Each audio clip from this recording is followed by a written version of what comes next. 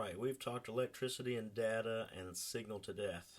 So let's talk about how all that data collected during the study is converted into an actual report with numbers.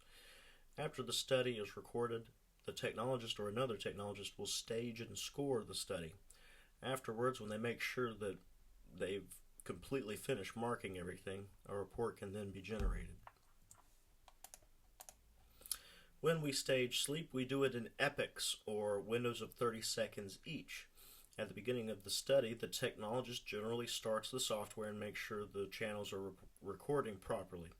Afterwards, they will perform a full epoch of instrument calibrations, which is letting the time constant pattern record for an entire epoch. Next, the biocalibrations are performed to make sure the signals are coming through as the patient follows commands. Once everything is set, lights out is declared, and that is the technical beginning of the study, or at least the beginning of the portion of the study that will be scored and staged. Lights on is declared once the technologist has completed the acquisition of the data. After lights on is recorded, the technologist reprises the biocalibrations as well as a full epoch of instrument calibrations again, after which the software can be closed. Latency refers to how long it takes to do something or to get somewhere. Typically, we refer to sleep latency, or how long it takes to fall asleep, or something like REM latency, how long it takes the patient to get into REM after falling asleep. Finally, an index is how many times an hour something happens. First off, we're going to have a total recording time, often abbreviated as TRT. This refers to the amount of minutes that was captured between lights out and lights on. Time in bed, frequently abbreviated TIB, is how much time the patient is physically in bed. We keep track of this with either a position sensor, or when we stage and score the study, we go through and look at the video to determine what position was in and for how long. This includes getting out of bed. Total sleep time, or TST, is the total amount of minutes the patient has been asleep. Keep in mind these kinds of numbers will generally be flat minutes, or minutes and a half minute, 0.5, since we deal with only 30-second epochs of sleep. Sometimes included in reports is sleep period time, which is the time of initial sleep onset to lights on. Some people take a long time to fall asleep for the first time at a sleep lab, and we try to take that into account. Wake after sleep onset, or WASO, is the time in minutes the patient was awake after initial sleep onset. So any time after the patient first fell asleep that is spent awake goes towards WASO. There will be a field for listing sleep onset, which is the exact time of day or night that the patient first falls asleep. Some labs have protocols defining sleep onset differently than the ASM manual, like sleep onset can only occur after 3 consecutive epochs or sleep, or when non-REM 1 gives way to non-REM 2. But usually sleep onset is just the first epoch that's not wake. Sleep efficiency takes the total sleep time achieved by the patient and divides it by the total recording time, giving you a percentage. Some labs prefer the sleep efficiency to start after sleep onset and not lights out. Just follow your own lab's manual, the P&P manual. For an example, let's say a patient sleeps 360 minutes out of the allowed 400 minutes. We divide 360 minutes by 400 minutes, and we get a quotient of 0.9. And if you move the decimal places 2 placeholders to the right, you get 90%. This is a representation of what the raw sleep data numbers look like in a report. I've made these blue tables from a sample report you'll see at the end of the presentation, but I wanted them to be a little more clear, and I wanted to rearrange a few things. Sometimes total awakenings has occurred. That means how many times the patient had epochs of wake after the initial sleep onset. The protocols of reporting this statistic may vary. For instance, does just one epoch of wake constitute an awakening? check out the sleep efficiency. We said the formula for sleep efficiency is total sleep time in minutes divided by total recording time in minutes. If we divide 424 by 373, we get 0.87971 and some other numbers. And that rounds up to 88%, and that's how they get that calculation. Although the computer does these calculations for us now, you still need to know what these numbers are and how we get them.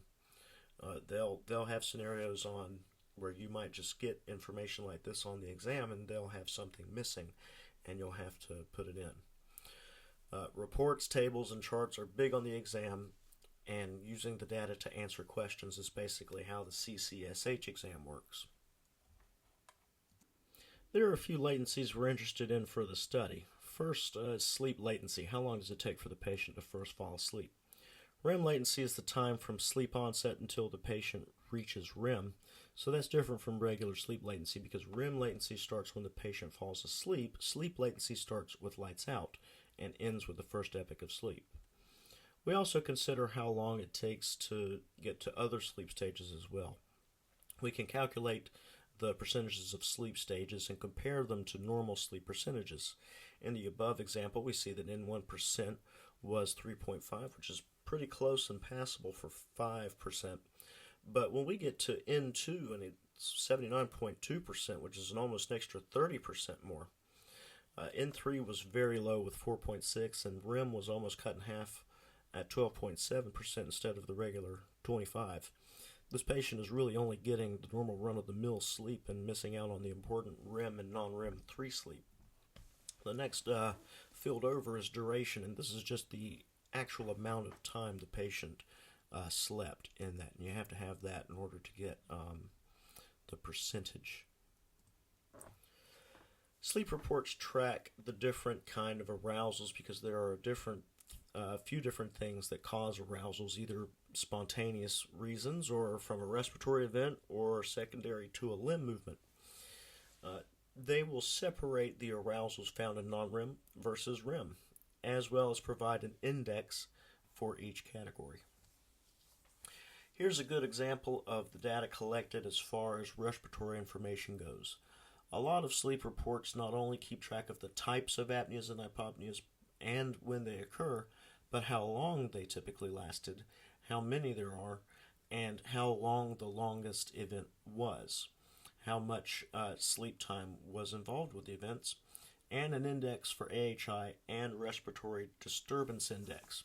The difference being AHI combines apneas and hypopneas, whereas RDI includes apneas, hypopneas, and RERAs.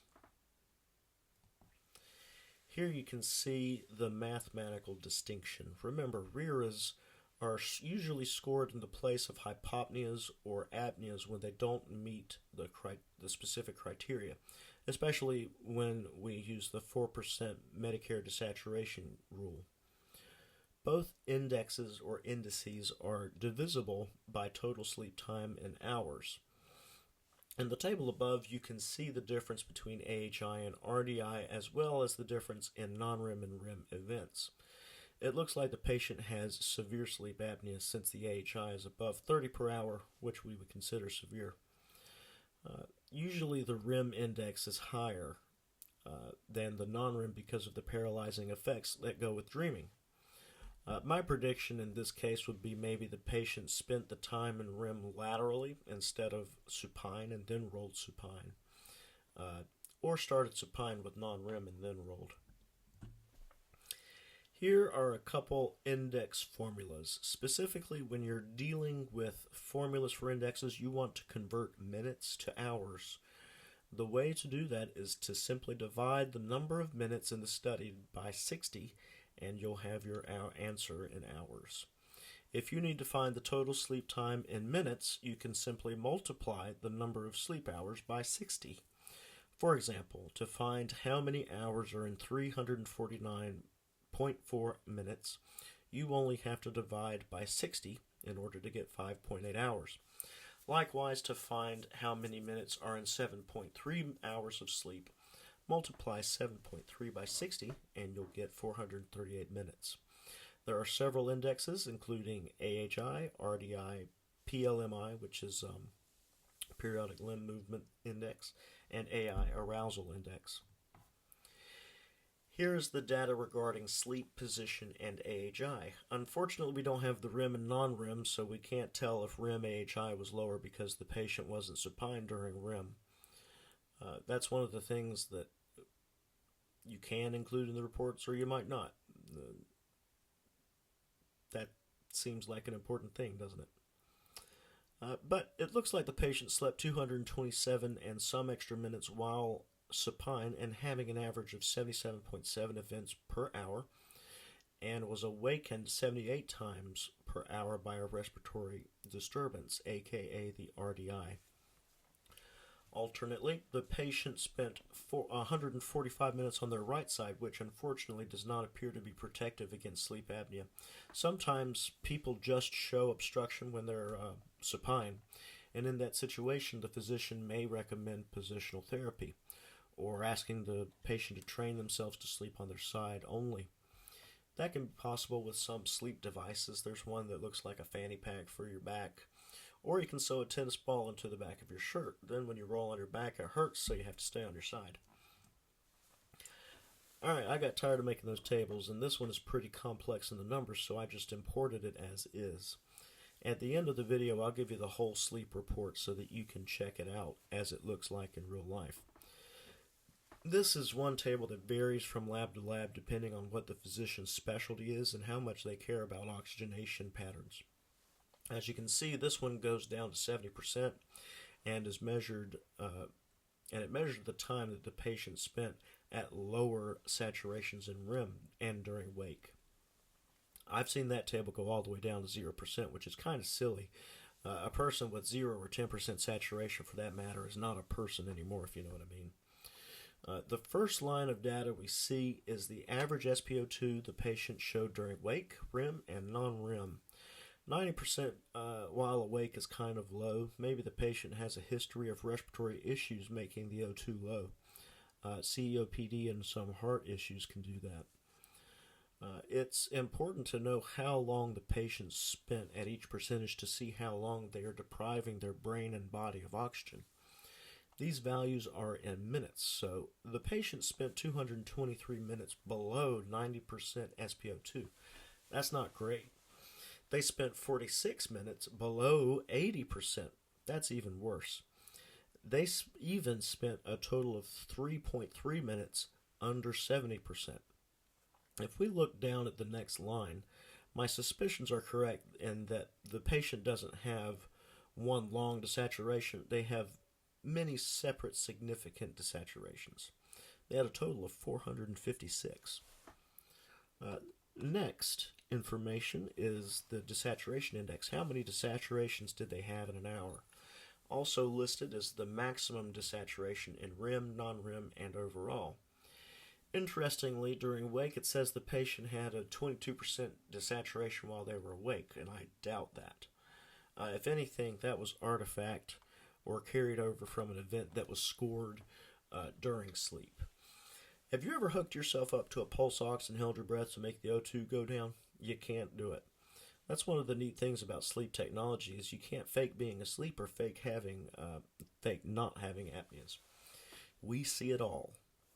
Anyways, the lowest SpO2 during the study and respiratory event was 57, and that's pretty daggone low. The final field there is for the patients who use supplemental oxygen, which this patient appears to not be on. That could also be found in the treatment field. Cardiac summaries may also be more detailed than this, but usually this is the minimum of what you'll see. Typically, it will have the minimum and maximum heart rates during sleep, and usually the highest heart rate during the recording. If I were setting up the report, I would include wake minimum as well. I've had a lot of patients that have weird heart rates. One I distinctly remember who was really tall, but an old ex-athlete, and his sleep heart rate was around 38 the whole time. But when he was awake, it was around 50. On the other hand, I had a lady who had a wake heart rate of 110 and a resting or a sleep heart rate that was consistently just above 100. And as this shows, it's always necessary to explain the outliers as artifact if they are. PSG systems allow you to mark artifact as such as if they were an event, and that typically exclude those values from the report. But I bet this patient had a crazy variable heart rate from waking up from all those events, so I can kind of understand not taking the time to band all that artifact and going through trying to find the actual real max heart rate. But it would have been nice to have. Leg movements have their own field. Some labs don't want you to mark limb movements unless they are a part of a group of at least 4 separated no more than 90 seconds, PLMS. Some labs want you to just mark all of them. So here we have the total number of limb movements, period, no matter if they occur in a group, and also the total number of group PLMS, total number of arousals caused by PLMS, and the limb movement index, or an average of how many times they move every hour, a PLMS index, and a PLMS arousal index. It may also include the percentage of time spent having PLMS. That last one of how long the average leg movement lasts may not be included in your own lab's reports. In the labs that I've worked at, they did not report duration of limb movements or which leg moved how many times. And because of that, we didn't have to be careful about marking the length of every leg movement, nor did we have to mark leg movements on a specific leg. I don't have a problem with not measuring the PLMS duration, but I think left versus right can be important because the patient may have specific condition on one leg that may be causing these movements, and in that case it would be good to differentiate each leg. Also, there's no qualification for better drugs if your legs move for a longer duration, which is the main reason most labs don't report it. It's not a criteria of severity in leg movements. It's more about if they wake you up a lot. Here you can see the patient had no scorable limb movements. My guess is they probably did move after every event, but you can't score those. Here's a big thing that separates the lead techs from the normies.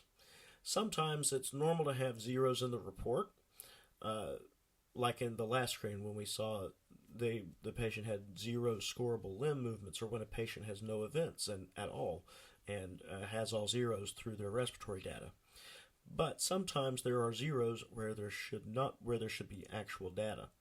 For instance, a normal person has at least some oxygen flowing through their blood that we can pick up a pulse ox. This table, however, shows all zeros all the way, which is highly unlikely, and I'll just say it's wrong. So what can cause this? Sometimes there are different pulse ox channels that can allow for external pulse oxes to be used. The report will only display data from the channels it tells you tell it to. So this may be a situation where you have to go in the settings of the channels and tell the computer, I want to use this SpO2 channel for the report. You can do that with other data like oxygen or arousals or leg movements. Or maybe the scoring technologist accidentally marked the whole SpO2 as artifact. That would be weird. Another possibility is the position table. A lot of times the technologist might forget to do the position during the study or when they score it. So the chart might read that the patient spent 400 minutes sitting up when they actually laid down that whole time. In that case, you just go back and make sure the positioning is correct with the video playback. In-title capnographs are another one that gives us a lot of artifact in reports. The capnographs we use a lot of times will go through a calibration cycle several times during the study, which emits the highest CO2 value readable by the PSG machine. For my old lab, it was 212. So when we had a kid have a sleep study and the report says their highest CO2 value was 212, we know that's not real and it's artifact. We should go back and band all those high values as artifact so that they don't get included into the final report. Also included in these reports are lots of patient demographics, including their name, date of birth, patient ID for the clinic or hospital, age, weight, and BMI.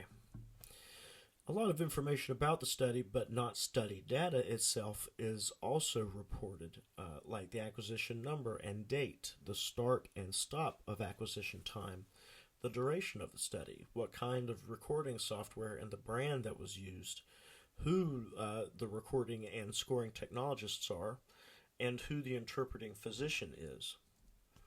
Reports generally include lab or facility information, as well as including the name of the facility, the address, phone and fax number, an email address, website, and the medical director's name. The report will have detailed information about the version of sleep software, the montage and derivation setup used, and the scoring and staging protocols, and then the kinds of electrodes used for which channels, like gold cups for EEG and snap leads for limb EMG. Usually the staging and scoring methods are taken straight out of the AASM scoring manual, and most of the reports just list that. It needs to state if the scoring and staging is for adults, pediatric patients, or infants, as well as if it uses the 4% Medicare desaturation rule. The physician usually provides a brief statement on the patient's issues involving sleep and a few details about their medical history. They should include relevant data that will lead to a diagnosis, as well as possible treatment options or further diagnostic testing. Follow-ups are always offered after a sleep study. So the next 4 slides are of the original sample report that I took the information for the tables from.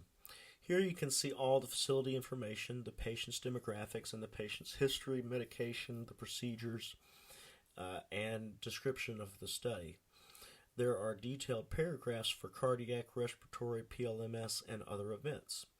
If you look closely, you may notice some of the descriptive words like after respiratory monitoring. There's a box that has frequent and mild to moderate degree of snoring. These reports are filling in a script, and these boxes have been selected to fulfill the report. And that's more efficient than the physician typing all the information out themselves each time. Alright, so I'm just going to let you check out these pages. They're not going to stay up for very long, so just pause it if you want to check it out. And that'll be it for this one.